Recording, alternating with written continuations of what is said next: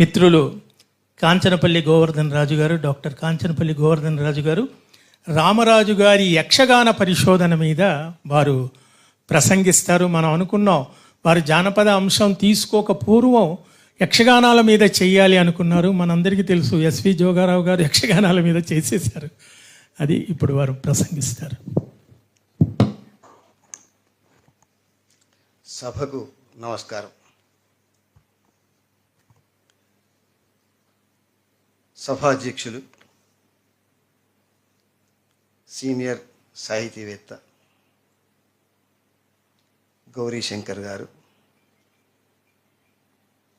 ఉస్మానియా విశ్వవిద్యాలయం తెలుగు శాఖ అధ్యక్షులు, ప్రముఖ సాహితీవేత్త, మూసీ పత్రిక నిర్వాహకులు సాగి కమలాకర శర్మ గారు,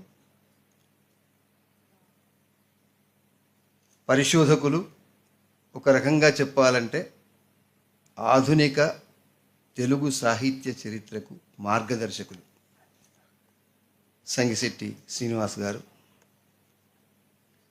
సభలో ఉన్న అనేక మంది ప్రముఖ సాహితీవేత్తలు, మిత్రులు, సుబ్బాచారి గారు ఉన్నారు. సరే, దేవకీదేవి గారు నిత్యం దీని నిర్వహణ కోసం నిరంతరం మాట్లాడుతూనే ఉన్నారు. ఉడవయ్యవాళ్ళు గారు ఉన్నారు. ఇంకా అనేక, చెన్నకేశవరెడ్డి గారు ఉన్నారు. అనేక మంది, ఇందరి పేరు దాదాపు అందరూ కూడా ప్రసిద్ధులే. అందరి పేర్లు చెప్పడం సాధ్యం కాదు. అట్లా వెళ్ళి విరిసినటువంటి బిరుదురాజు రామరాజు గారి కుటుంబ సభ్యులతో, అభిమానులతో, ప్రముఖ సాహితీవేత్తలతో వెళ్ళి విరిసినటువంటి సభా ప్రాంగణం ఇది. అందరికీ కూడా నమస్కారం చేస్తూ, నేను బిరుదురాజు గారి పరిశోధనలో యక్షగానాలు, పొద్దున నిన్న నేను రాసిన వ్యాసం మీద చాలామంది ప్రముఖ సాహితీవేత్తలు, మంగారి రాజేందర్ గారు, జోలూరి గౌరీశంకర్, ఇప్పుడే సురేందర్ రాజు, మన సంగిశెట్టి, ఇట్లా అనేక మంది, మన హమ్మన్ సీతారాం, ఇట్లా అనేక మంది ఫోన్ చేసి మాట్లాడారు. అందులో చెప్పినటువంటి అంశాలను చాలామంది సమర్థిస్తూ, అసలు నిజానికి ఇప్పుడు అన్న చెప్పిన విషయం తీర్మానం చేయాలి అనే విషయం అయితే ఖచ్చితంగా ఈ కార్యక్రమం, శత జయంతి ఉత్సవ కార్యక్రమం ఖచ్చితంగా ప్రభుత్వం నిర్వహించేలాగా తీర్మానం చేయాలి అనేది అయితే దాదాపుగా ఫోన్ చేసినటువంటి ప్రతి సాహితీవేత్త అన్నాడు. నిజానికి దాశరథి, బిరుదురాజు రామరాజు గారు, వీళ్ళిద్దరు కూడా ఒకే సంవత్సరం జన్మించిన వాళ్ళు. ఒకరు జూలై 22 నాడు జన్మిస్తే వీరు ఏప్రిల్ 16 నాడు జన్మించారు. ఇద్దరు 1925 సంవత్సరంలో జన్మించారు. ఇక వాళ్ళ సాహితీ కృషిని, వ్యవసాయాన్ని చూస్తే ఆయననేమో కవిత్వం వైపు వెళ్ళారు. సరే, అమోఘమైన కవిత్వం రాశారు. దానిలో అభ్యంతరం ఎవరికీ ఉండదు. తెలంగాణకు జాతి భావాన్ని ఆయన తీసుకొచ్చారు దాశరథి గారు. అందులో కూడా ఎవరికి ఆక్షేపణ ఉండదు.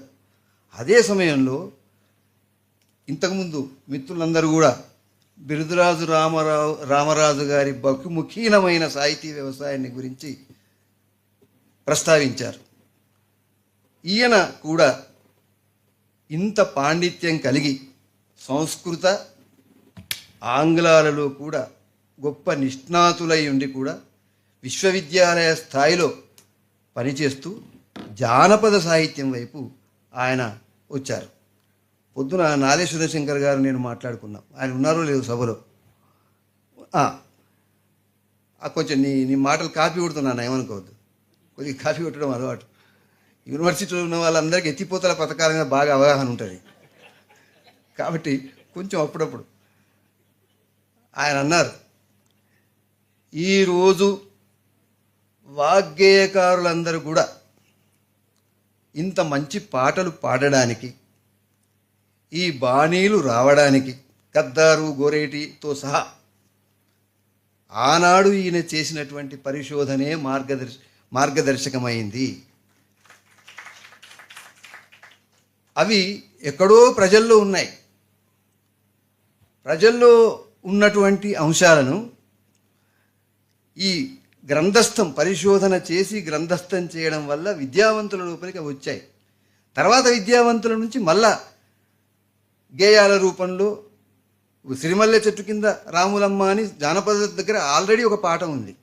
అది మళ్ళీ ఒక ప్రత్యేకమైన భావజాలాన్ని సంతరించుకొని ప్రత్యేకమైన చరణాలలో ప్రత్యేకమైన విన్యాసంతో మళ్ళీ ప్రజల లోపలికి గద్దర్ ద్వారా వెళ్ళింది. ఇట్లా అనేక ఉదాహరణలు. ఇది కూడా ఒక పరిశోధన అంశం. ఆధునిక వాగ్గేయకారులు ఆలపిస్తున్న పాటలలో ఈ పరిశోధన యొక్క ప్రభావం ఎంతవరకు ఉంది, ఎంతవరకు స్వతంత్రంగా ఉన్నాయి గీతాలు అనేది కూడా ఒక పరిశోధన అంశమే. కాబట్టి ఆ విధంగా మరి మనకు రామరాజు గారి కృషి మనకు ఈ ఆధునిక సాహిత్యాన్ని కూడా, ఆధునిక విప్లవ అభ్యుదయ సాహిత్యాన్ని కూడా అనితరంగా ప్రభావితం చేయడం అనేది మనం కొంచెం పరిశీలిస్తే అర్థమవుతుంది. కాబట్టి ఈ బిరుదురాజు గారి పరిశోధనలో, బిరుదురాజు గారి అన్వీక్షణంలో యక్షగాన ప్రాసంగికత, చివరికి అటు చేసి ఇటు చేసి ఒక టైటిల్ ఉండాలి కాబట్టి కేంద్ర సాహిత్య ఆ చంద్రశేఖర్ రాజు గారు ఎవరో ఒక ఆయన ఫోన్ చేస్తూ టైటిల్ ఏంటి దేవకిదేవి గారు అంటే దీనికి నిర్ణయించుకున్నటువంటి టైటిల్ ఏమిటంటే బిరుదురాజు గారి అన్వీక్షణలో యక్షగాన ప్రాసంగికత.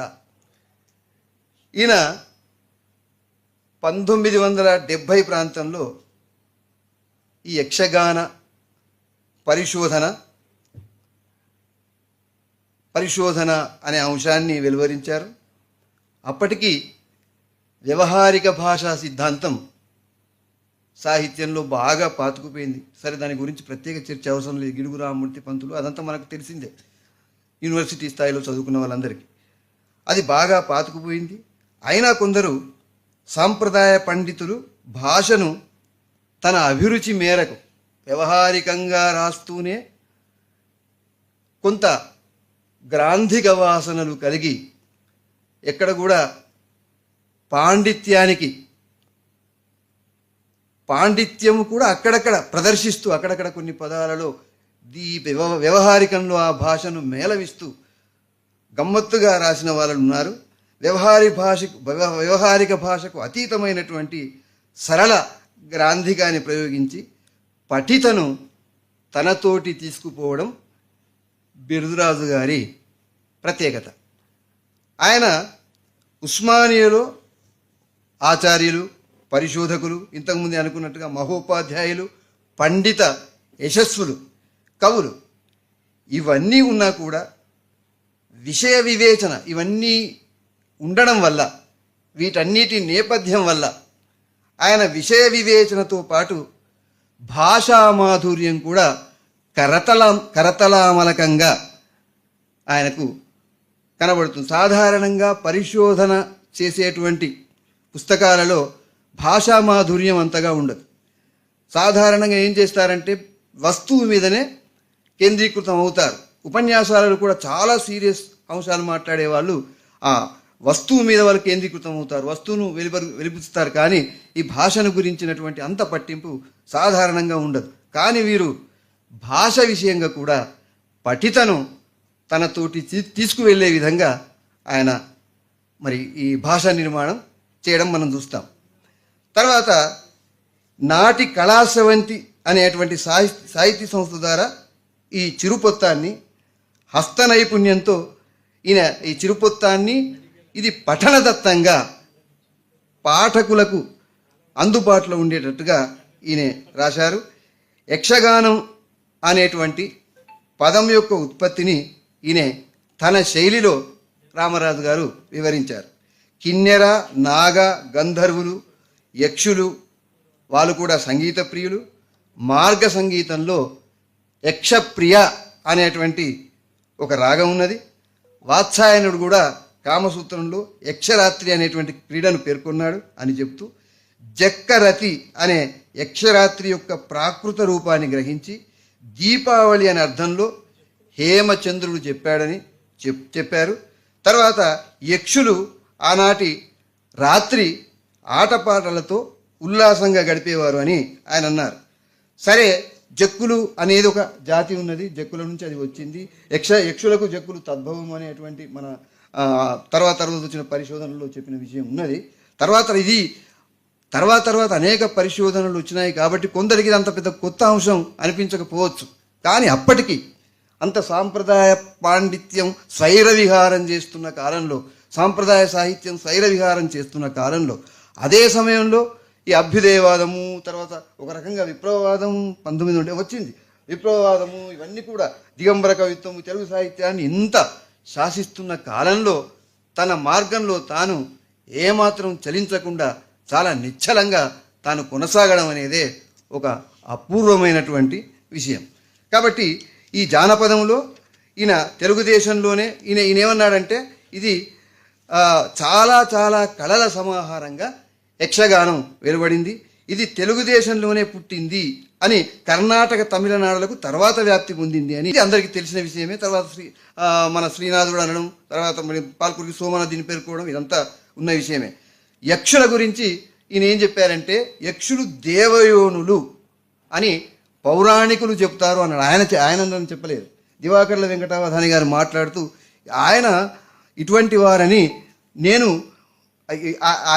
ఈ విషయాన్ని గురించి ఆయన ఈ విషయం చెబుతూ ఆయన ఉద్దేశపడ్డారు అని చెప్పడం మనకు తెలిసిందే. ఏది కూడా వారు చాలా ప్రతిభాకారులని ఆధునికులు చెప్పగా విన్నాను అని విశ్వనాథ సత్యనారాయణ గారు ఒక తోడంటారు. అంటే ఆయన ఒప్పుకోరు తాను చెప్పేది. ఆరుద్ర అనగానేమి, అది ఒక పురుగు. ఆరుద్రుని గురించి ఆయన చెప్తారు. ఆరుద్ర అనగానేమి, అది ఒక పురుగు. పురుగు అనేది అనున్నది వ్యక్తికి ఎట్లు వచ్చినది, దీనికి శాంతము పరిశీలన అవసరము అని ఈ రకంగా ఆయన కొనసాగిస్తారు. ఈ రకంగా కవులు చాలా చమత్కారంగా దూరరామిరెడ్డి గారు పాఠశాలలో చదువుకునేటప్పుడు ఆయన శిష్యవర్గం ఉండేదట. ఆయన అనేవారట, ఈ పంతులు ఈయన సరిగ్గా రాయకపోతే ఆ పంతులు ఏమని అంటారని భయపడి, నేను ఈ అక్షరములు సరిగా నేర్వకున్నచో పంతులు గారి నోట మా ఇంటివారు అపవిత్రులగుదురు, మా ఇంటి ఆడువారు అపవిత్రులగుదురు, కావున నేర్చుకోవలేను అని ఆయన ఒక తోట రాశాడు. ఇట్లా ఆనాటి పండితుల్లో ఈ రకమైనటువంటి చమత్కారం మనకు కనబడేది. అట్లనే ఈయన యక్షులు దేవయోనులని పౌరాణికులు చెప్తారు, జక్కులు సాధారణమైన మనుషులు. ఇప్పుడు మనం అనుకున్నది వీళ్ళకి యక్షులతో సంబంధం ఉందని చెప్పలేం, కానీ చెప్పలేము. ఆ యక్షులనే పదము, ఆ వ్యుత్పత్తి వేరు, ఈ జక్కులు వేరు అని రామరాజు గారు కూడా చాలా స్పష్టంగా ఈ యక్షులు జక్కులు వివాదం కొంత జరిగితే దానికి చక్కగా తెరదించి చిమ్మల దేశ చరిత్రలో యక్షులు అనే జాతి ఒకటి కొంతకాలం రాజ్యం చేశారు అని చెప్తారు. కాబట్టి ప్రాచీన కాలంలో సింహల నుండి ఈ జాతి ప్రచారం కోసం వచ్చి ఇది క్రమంగా కర్ణాటక ఆంధ్ర ప్రాంతాలలో వ్యాపించి ఉంటారు అని రామరాజు గారు ఊహించారు. నిర్ణయించలే. ఉత్తమ పరిశోధకులు కొంత ఆధారం దొరికేదాకా ఊహించడమే. ఆధారం దొరికినాక సంగిశెట్టి గారికి తెలిసినటువంటివన్నీ కూడా ఆధారం దొరికినాక గట్టిగా చెప్పాలి. ఆధారం దొరకకముందే వల్ల గుద్ది చెప్పి అయ్యో ఇది పొరపాటు అయిందని మళ్ళీ విత్డ్రా చేసుకోవడం కాబట్టి ఇది ఏమన్నారంటే అక్కడి నుంచి వచ్చి ఉంటారు అని ఊహించారు. ఎక్కలగాణలు జక్కుల వాళ్ళుగా ప్రసిద్ధి పొందడం మనకు కనబడుతున్నది. తర్వాత ఇంకా చాలా విషయాలు దీని గురించి చర్చించారు. ఇది వ్యాసంలో ఉంది కాబట్టి అదంతా కూడా మనకి ఇచ్చిన సమయం తక్కువైపోయింది. ఆవలింతలు కూడా ఎక్కువ వస్తున్నాయి కాబట్టి ఎక్కువగా కొనసాగడం బాగా ఉండదు. కాబట్టి మనం కొంచెం ఎప్పుడైనా ఆవలింతలను చాలా బాగా దృష్టిలో పెట్టుకోవాలి, ఉపన్యాసకులు కానీ బోధకులు కానీ. లేకపోతే మా అక్కడ క్లాసులో పాఠం చెప్తున్నప్పుడు ఒక చిన్న విషయం చెప్తాను. పాఠం చెప్తున్నప్పుడు ఈ ఆవలింతల మీద నాకు బాగా దృష్టి ఉంటుంది. ఆవలింత వస్తే ఏదో రకంగా ఏదో మాట చెప్పి ఆవలింతల నుంచి మళ్ళీ పాఠం వైపు వాళ్ళని తీసుకురావడానికి ప్రయత్నం చేస్తాను. వాళ్ళకి కవిత్వం రాయమన్నాను. నేనేమన్నానంటే ఆవలింతలు తీయకూడదు, జోకు వేస్తే నవ్వాలి, 2 నిబంధనలు అన్నమాట. ఎప్పుడు జోకు వేస్తే వాడు జోకు వేసిన ఇట్లా కూర్చుంటాడు, వాడికి అర్థం కాక ఒరే జోకు వేశాను రా నవ్వతమేంరా అని అంటే, సార్ నేను కవిత రాశాను అన్నాడు. ఏం రాశావురా అంటే చెప్పాడు వాడు, ఇది జోకా, ఇది కాదు జోకు, అది వింటే నాకు చీకాకు, వస్తుంది సారు డోకు అన్నాడు. ఇట్లా అంటే ఇది ఇప్పుడు కాదు, ఇది నా ఇంటర్మీడియట్ టీచ్ చేసిన కాలంలో చెప్తున్న విషయం అన్నమాట. కాబట్టి ఈ విధంగా ఆవలింతలను దృష్టిలో పెట్టుకొని నేను కొంచెం తగ్గించుకుంటూ వస్తున్నాను. కాబట్టి నృత్య సంగీత రూపకంగా పాశ్చాత్యులు పేర్కొనే అపెరాగా ఉన్నటువంటి యక్షగానం క్రమంగా గ్రామ ప్రజలను అపెరా అనే పేరుతో ఉండేది. ఇది గ్రామ ప్రజలందరినీ ఆకర్షించింది. ఏ రచ్చ చావిడి దగ్గరో దేవాలయ ప్రాంగణం దగ్గర లేక చెట్టు కిందను దీన్ని ప్రదర్శించేవాళ్ళు, పగలు కూడా వేసేవాళ్ళు, రాత్రులు కూడా వేసేవాళ్ళు అని ఈయన చెప్పారు. తర్వాత దీన్ని తెలంగాణలో ఈయన 3 భాగాలుగా విభజించారు. ఇంతకుముందు చెప్పినట్టుగా ఆంధ్రప్రదేశ్, తెలంగాణ, తంజావూరు అని కూడా ఒకటి ఉంది. కర్ణాటకలో ఉన్నటువంటి యక్షగానం కూడా చెప్పారు. అందులో తంజావూరు యక్షగానం గురించి, అక్కడ యక్షగాన అభివృద్ధి గురించి చాలా ప్రత్యేకమైన దృష్టి పెట్టి ఈయన తన పరిశోధనను కొనసాగించారు. దీనికి చాలా మాటలు ఉండేటివి. వీధి నాటకం, గంటె భాగవతం, వీధి భాగవతం ఇలాంటి మాటల్ని కూడా పర్యాయ పదాలుగా ఈ యక్షగానానికి వాడేవాళ్ళు. ఇది రగడలకు రూపాంతరాలు. రగడలో అవన్నీ తాళబద్ధాలే రగడలు. మన అన్నగారు సుబ్బాచారి గారు చెప్పాలి ఈ మాట. అన్నీ కూడా ఆయన పరిశోధనలు దీని మీద బాగా చేశారు కాబట్టి అంటున్నారు. కాబట్టి అన్నీ కూడా తాళబద్ధమైనటువంటి గేయ రూపం ఉన్న పద్యాలే. ఆ రగడల నుంచే ఈ యక్షగానంలో ఉండేటువంటి గీతాలు ప్రాదుర్భవించాయని బిరుదురాజు గారు చెప్పారు. తర్వాత ఏలలు, వెన్నెల పదములు, దవళములు మొదలైనటువంటి భేదాలు ఈ గీతాల్లో ఉన్నాయని ఆయన పేర్కొన్నారు. కాబట్టి అక్కడక్కడ ఈ యక్షగానం రాసే వాళ్ళలో దేశీ కవులు మాత్రమే కాక మార్గ పద్ధతిలో అంటే బాగా పాండిత్యం ఉన్న వాళ్ళు కూడా యక్షగానం రాసినప్పుడు అది అక్కడక్కడ వృత్తాలు, సంస్కృత శ్లోకాలు కూడా అక్కడక్కడ యక్షగానాల్లో ప్రవేశించాయి. తర్వాత కన్నడంలో యక్షగాన లక్షణాలు ఎట్లుంటాయి ఆయన చర్చించారు. యక్షగాన లక్షణంలో కవిరాజ మార్గంలో బెదండ, బెత్తాన అనేటువంటి 2 గీతా ప్రబంధాల లక్షణాలు ఆయన చెప్పారు. ఒక కందం, తర్వాత ఒక వృత్తం, తర్వాత నడుమ జాతులు చేరిస్తే అది బెదండే అంటారు. ఒక కందము, నడుమ జాతులు, ఒక వృత్తం. ఒక కందం తర్వాత వృత్తము, తర్వాత 2 జాతి పద్యాలు చేరిస్తే బెదండే అంటారని, క్రమంగా ఈ బెదండే బెత్తానాలే తర్వాత కాలంలో పూర్తిగా యక్షగాన స్థాయికి వచ్చాయని ఆయన చెప్పారు. 17వ శతాబ్దం తర్వాత తమిళనాడులోనైతే ఆ తర్వాత 17వ శతాబ్దం తర్వాత తమిళనాడులో, తర్వాత అంతటా కూడా మన కర్ణాటక, ఆంధ్రలో కూడా యక్షగానాలు లభించాయని ఈయన తన పరిశోధనలో మనకు సూచించారు. తర్వాత బిరుదురాజు గారు ఈ వ్యాసం రాసే నాటికి ఒక దశాబ్ది పూర్వం వరకు కూడా ఇవి వీధుల్లో అంటే ఒక దశాబ్ది మొదలు కూడా యక్షగానాలు, వీధి భాగవతులు ఎట్లా ఆడేవాళ్ళంటే ఆ కాలంలో ఎలాంటి ఇప్పుడున్నటువంటి ఈ అడ్వాన్స్డ్ సైన్స్ లేదు, అప్పుడు మైకులు లేవు, అప్పుడు తర్వాత ఈ దృశ్యీకరణలు లేవు, ఇటువంటి రంగస్థలాలు కూడా అంత పెద్దగా లేవు. ఓ చిన్న స్టేజ్ లాంటిది ఒక బల్ల వేసుకొని, బల్లకు వెనుక ఒక దుప్పటి కట్టుకొని, గంటెలో నూనె పోసుకొని, లేకపోతే చిన్న పెట్రోమాక్స్ పెట్టుకొని ఆడేవాళ్ళు. కానీ అట్లా ఆడినటువంటి యక్షగానాలు నవరసాలు పలికించేవాళ్ళు. యమధర్మరాజు వచ్చిందంటే చిన్నపిల్లలు భయపడేవాళ్ళు. మా ఊళ్ళో పాపిరెడ్డి అన్నట్టయినా బట్ట దడుపుకుంటూ పరుగు తీశాడు. ఆ యమధర్మరాజు ఆయన వేషము, ఆహార్యము అవన్నీ చూసి అంత భయంకరంగా, అంత చక్కగా అంటే నవరసాలు. ఏడిస్తే స్టేజ్ మీద రుక్మాంగదును కొడుకు చంపుతున్నాడు, కత్తి పట్టి చంపడానికి వెళ్తున్నాడు. ఆయన 2వ భార్యకు పినతల్లి కోరిక మేరకు రుక్మాంగదుడు చంపడానికి పోతే ఏడ్చిన వాళ్ళు ఉన్నారు. మా అమ్మ ఏడ్చే చూసుకుంటూ అయ్యో అది ఉట్టిదే, ఆయన ఏమున్నది రేపు కనబడుతుంది మిత్రి గోపాయ అని నేను అనుకునేవాడిని చిన్నప్పుడు తెలియక. అంత రసవంతంగా ఈ యక్షగానాల ప్రదర్శన ఆ కాలంలో ఉండేది. ఈ బిరుదురాజు రామరాజు గారు సోమనాథుని కాలంలో త్రిపుర విజయము, కామదహనము, క్షీరసాగర మదనము, సిరియాల చరిత్రం లాంటి యక్షగానాలు ఉండేవని ఆయన పేర్కొన్నారు. ఈ విధంగా యక్షగాన పదంబులు నవ్విధమున సముచిత అనేక విధతాళ సంగతులను నవరసాలంక్రియ సవర్ణములుగను నలరునని హరికీర్తనాచార్యుడని అని ఈయన ప్రాచీన పద్యాన్ని పేర్కొని ఎక్కడి నుంచి యక్షగానాలు వచ్చాయో చెప్పాడు. ఈ యక్షగానాల్లో హిమ్మెళ అంటే హిందీ ప్లస్ మేళ, ఇది హిమ్మెళగా రూపొందిందని, తర్వాత ముమ్మెళ అంటే ముందే ప్లస్ మేళ, ఇది ముమ్మెళ అయిందని, ఈ విధంగా యక్షగానం ఈ విధంగా ఈ హిమ్మెళ ముమ్మెళ రెండిటి యొక్క లక్షణాలు యక్షగానంలో కలిసిపోయినాయని ఆయన చెప్పాడు. అప్పుడు ఒక భాగవత నాయకుడు హిమ్మెలలో ఉంటాడు, ఈ కాలంలో దర్శకుడు అంటారు.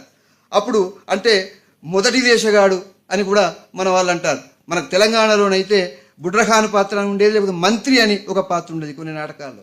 ఆ బుడ్రఖాన్ అనేవాళ్ళు కాదు, మంత్రి అనేవాళ్ళు. మంత్రి వచ్చి మొదలు రాజుగారు వస్తున్నారు అంటే ఎవరు వస్తున్నారు, ఎట్లా ఉన్నారు, ఆయన ఏ రాజ్యానికి రాజు అని అడిగితే ఆయన చెప్పేవాడు అయోధ్యకు రాజు అని, దశరథ మహారాజు ఇప్పుడు వేదిక మీదకి సభారంగ ప్రవేశం చేస్తున్నారు అని చెప్తే ఆయన వచ్చిన తర్వాత మంత్రి అడిగేవాడు, అయ్యా మీరు ఏ దేశానికి రాదు, ఎక్కడి నుంచి వచ్చినారు, మీకు ఎందరు భార్యలు, ఎందరు కొడుకులు అని ప్రశ్నిస్తే ఆయన పాటవాడు, అయోధ్యాపురి నాదుడ నా నామము దశరథ రాజునురా, నేను ముగ్గురు భార్యల ముదముతో చేకుని అయోధ్యాపురి నిలితిరా అని పాట పాడుకుంటూ తన ఇంట్రడక్షన్ని ఆ నటుడు చెప్పేవాడు. ఆ రకంగా రసరమ్యంగా యక్షగానాలు అలా ప్రదర్శించడం ఉండేది. కాబట్టి ఈ రకరకాలైనటువంటి హిమ్మెళ తర్వాత ముమ్మెళ అనేటువంటి ఈ 2 రకాలైన పద్ధతుల నుంచి యక్షగానం రూపాంతరం చెందిందని, సందె అంటే పెద్దగా చప్పుడు చేసే దప్పులని, మరి ఇట్లా దప్పులు వివిధ రకాలైన వాయిద్యాలు మత్తు అని, తర్వాత సంగీతాన్ని మత్తు అనేవాళ్ళని, వివిధ రకాలైనటువంటి వాయిద్యాలు ఆ కాలంలో ఉన్నాయని ఆయన పేర్కొన్నారు. తర్వాత ఇంకొక మాట ప్రత్యేకించి గమనించదగిన మాట ఏమిటంటే, మనం సాధారణంగా ఆధునికులందరూ కూడా మనం ఎంఏ చదువుకున్నప్పుడు కూడా ఏం చదువుకున్నామంటే కందుకూరి రుద్రకవి సుగ్రీవ విజయమే మొదటి యక్షగానం అని మనం అనుకున్నాం. కానీ ఈయన ఏం చేశారంటే, ఈయన పరిశోధనలో ప్రోలుగంటి చెన్నయశూరి అనేటైన రచించినటువంటి సౌభరి చరితము అనేది మొదటి యక్షగానం అని ఆయన ఈ పరిశోధనలో పేర్కొన్నాడు. తర్వాత ఈ పరిశోధన మేరకు యక్షగాన లక్షణాలన్నీ ఒక దగ్గర క్రోడీకరించి చెప్పిన కవి ఎవరంటే ఈ చిత్రకవి పెద్దన అని మనకు లభిస్తున్నటువంటి యక్షగానాల్లో అప్పటి పాత యక్షగానాల్లో విప్రనారాయణ చరితము, తర్వాత సుగ్రీవ విజయము మొదలైనటువంటి కాంతకాటి పాపరాజు రాసినటువంటి విష్ణుమాయ విలాసము, ఇవన్నీ కూడా ఆ పాతకాలంలో ఉన్న యక్షగానాలు అని ఆయన పేర్కొన్నాడు. తర్వాత ఈ యక్షగానాల్లో ఒకటి ఆంధ్రలో సాగిన యక్షగాన సంప్రదాయం, రెండవది తెలంగాణలో జరిగిన యక్షగాన సంప్రదాయం, మూడవది తంజాపురాది దక్షిణ రాజ్యాల్లో జరిగిన యక్షగాన వికాసాన్ని గురించి 3 పద్ధతుల్లో ఆయన తన పరిశోధనలో చెప్పారు. ఆంధ్రలోనైతే యక్షగానం అది తర్వాత ఎన్నో పరిణామాలకు లోనైంది. అది బొమ్మలాట, వీధి భాగవతం, భామాకలాపం, కురవంజి ఇలాంటివన్నీ కూడా ఈ యక్షగానంలో చేరినాయని ఆయన పేర్కొన్నారు. ఈ విధంగా ఈ యక్షగానంలో తంజాపూర్లోనైతే రఘునాథ నాయకుని కాలంలో విజయ రాఘవ నాయకుడు తాము స్వయంగా యక్షగానాలు రచించి వాటికి రాజసభ గౌరవం కలిగించాడని ఈ యుగాన్ని గురించి చాలా విశేషాలను ఆయన పేర్కొన్నారు. తర్వాత తెలంగాణలో యక్షగానం అద్భుతమైన ప్రదర్శనలకు లోనైంది. గోల్కొండ నవాబులు యక్షగానాన్ని చాలా గొప్పగా పోషించారు. తానీషా మంత్రులైనటువంటి అక్కన్న మాదన్నలకు ఒక భాగవతం మేలనే ఉందని పుచ్చలి విలాసంలో ఆయన పేర్కొన్నాడు. కాబట్టి ఈ విధంగా ఇంకా చాలా ఉన్నప్పటికీ యక్షగానంలో ఈ విధంగా యక్షగానము చాలా ప్రశస్తి పొందుతూ అనేక పరిణామాలకు లోనవుతూ వచ్చిందని, నాకు ఇచ్చిన టైంకు 3 నిమిషాలు ఎక్కువైంది. 3:30 మొదలు పెట్టాను, 3:53 అవుతుంది, అక్కడ ముందు కనబడుతుంది, 20 నిమిషాలే అన్నారు కదా. కాబట్టి అనేక పరిణామాలకు ఇది లోనైందని ఈయన పేర్కొంటూ ఆయన ఇంకా ఆధునిక కాలంలో ఇంకా యక్షగానము ఆధునిక కాలానికి వచ్చేసరికి తెలుగు విశ్వవిద్యాలయం లాంటి విశ్వవిద్యాలయాల్లో కూడా అనేక రకాలైన ప్రదర్శనలు ముందు నిలబడి, మొన్న నేను చూశాను, అసలు స్టేజీ లేదు, ఏం లేదు, డైరెక్ట్గా వచ్చి నటులు నటిస్తున్నారు. రాజకీయ నాయకుడు, డాక్టరు వీళ్ళందరూ కూడా చాలా చక్కగా వాళ్ళ మాటలు చెప్పుకుంటూ వాళ్ళ అభినయం చూపించుకుంటూ వాళ్ళు అభినయిస్తున్నారు. ఈ విధంగా యక్షగానం రాజకీయ నాయకులు రాజకీయ సిద్ధాంతాలు చెప్పడానికి, తర్వాత విప్లవ పోరాటాలలో కూడా రూపాంతరం చెందుకుంటూ వస్తున్నది. కాబట్టి ఈ విధంగా ఇంత గొప్ప పరిశోధనను ఆయన మనకిచ్చారు. ఇంకా ఇందులో వ్యాసంలో అన్నీ రాశాను నేను. అది ఎట్లయినా పుస్తకం బహుశా వేస్తారు అనుకుంటున్నాను. వేశారా? వేస్తే ఇంకా మరీ మంచిది. ఆ పుస్తకంలో ఎవరైనా యక్షగానం మీద ఆసక్తి ఉన్న వాళ్ళు చదువుకుంటే బాగుంటుంది. నా ఒక్క వ్యాసమే కాక అందరి వ్యాసాలు చదువుకుంటే బాగుంటుంది. ఎవరి వ్యాసం చదువుకుంటే అది నాది నేనే చదువుకొని ఆనందిస్తాను. కాబట్టి ఈ విధంగా కానీ చివరిగా ఒక మాట చెప్తాను ముగించే ముందు. ఇటువంటి మహానుభావులు పుట్టినటువంటి ఒక సామాజిక వర్గాన్ని సాహితీ సభలలోనూ సాహితీ రచనలోనూ రాజకీయ నాయకులు మాట్లాడే వేదికలపైన ఎందుకు ఈ భట్రాజుల పొగడతాని ఇడియం వాడతారో నాకు అర్థం కాదు. ఇది ఎవడైనా సంస్కారం ఉన్నవాడు సాహిత్యం చదువుకున్నవాడు చేయవలసిన పనేనా? పోనీ ఒక్కడైనా ఒక్క ఆధారమైన ఇప్పటివరకు తెచ్చాడంటే ఇప్పటి వరకు తెలియదు. తేకుండా ఎట్లా వాడతారు? పోనీ తెచ్చాడే అనుకుందాం. ఆ సామాజిక వర్గం నిర్దిష్టంగా చెప్తున్నది, అయ్యా ఇట్లా వాడకండి, ఇట్లా మాకు అవమానంగా ఉంది అని అనేక సార్లు విజ్ఞప్తి చేసినా వినకుండా ముఖం మీద ఎంత వికృతత్వం తాండవిస్తుంది అంటే ఆ మాటలు వాడేటప్పుడు వాడే వాళ్ళకి అదేమైనా సమంజసమైన పద్ధతేనా ఒక్కసారి, ఎందుకంటే అందరూ చాలా మంచి మంచి సాహితీవేత్తలు మిత్రులు ఉన్నారు కాబట్టి ఈ సభలో విజ్ఞప్తి చేస్తున్నాను. నిన్న ఆంధ్ర జ్యోతిలో కూడా ఈ వ్యాసం రాశాను, ఈ మాట కూడా నేను పేర్కొన్నాను. కింద ఇంకా చాలా విషయాలు రాశాను కానీ పత్రిక వాళ్ళు కట్ చేశారు, అది మాత్రం కట్ చేసి మిగతాది వేశారు. కాబట్టి మరి అన్న చెప్పినట్టుగా బిరుదురాజు రామరాజు గారికి కూడా దాశరథి గారికి కాళోజీ గారికి ఏర్పడ్డట్టుగా ఇంకో మాట ఏంటంటే ఈ మనకు పురస్కారాలు ఏర్పాటు చేయాలని నేను కోరుకుంటున్నాను. అదేవిధంగా అందశ్రీ ఒక మిత్రుడు, అందశ్రీ బిరుదురాజు రామరాజు గారితోటే ఇంత స్ఫూర్తి పొంది తను ఎట్లా రూపాంతరం చెంది ఈ విధంగా పైకి వచ్చానో ఆ విషయాలు పదే పదే చెప్తుంటాడు.